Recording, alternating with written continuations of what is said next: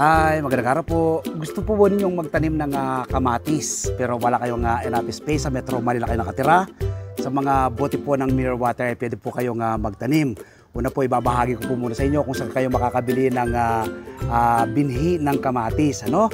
Pwede po kayong bumili sa Ace Hardware, sa SM Supermarket. Sa supermarket po, ano? Tapos, pwede rin po sa Shopwise. So may mabibili po kayong seeds na ganyan.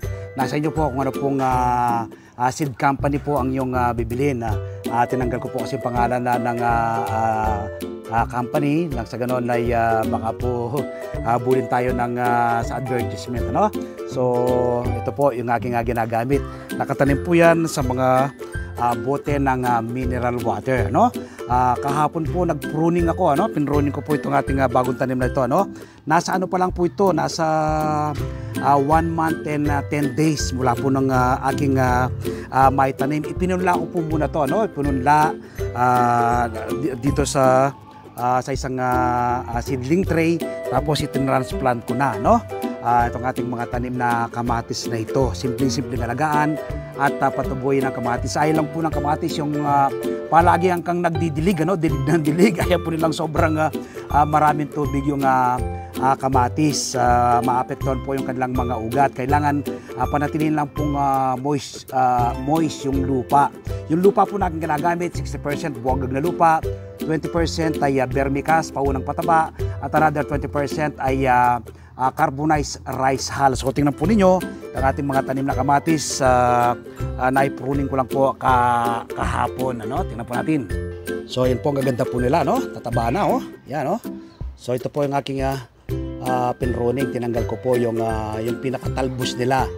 Yan, nakita nyo po wala po silang mga talbos, ano? Tinanggal ko. Ayan, tingnan nyo po, wala yung talbos nila. Ito, yan, yan. So ito po yung ating mga tanim na kamatis. Itong iba rito ay nag-start ng magbunga ng flower, no?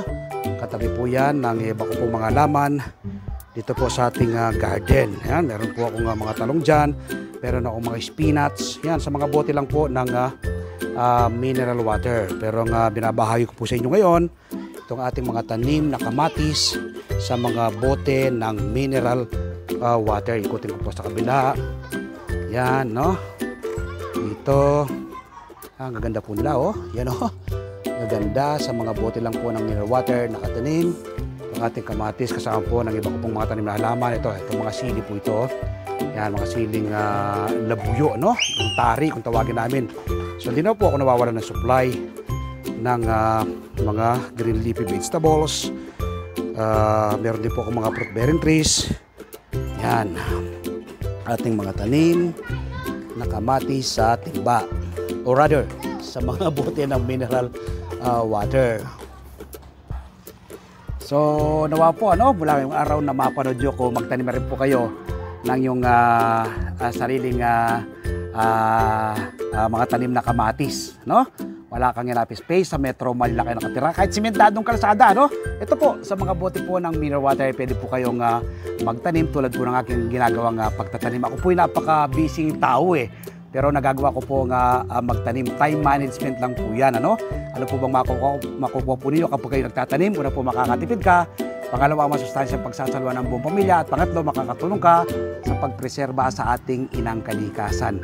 Nawa po, mula yung araw na mapanood ko, magtanim na rin po kayo ng yung sariling pagkain, mga green leafy vegetables, mga fruit bearing trees, at iba pang mga halaman. Happy farming po! God bless!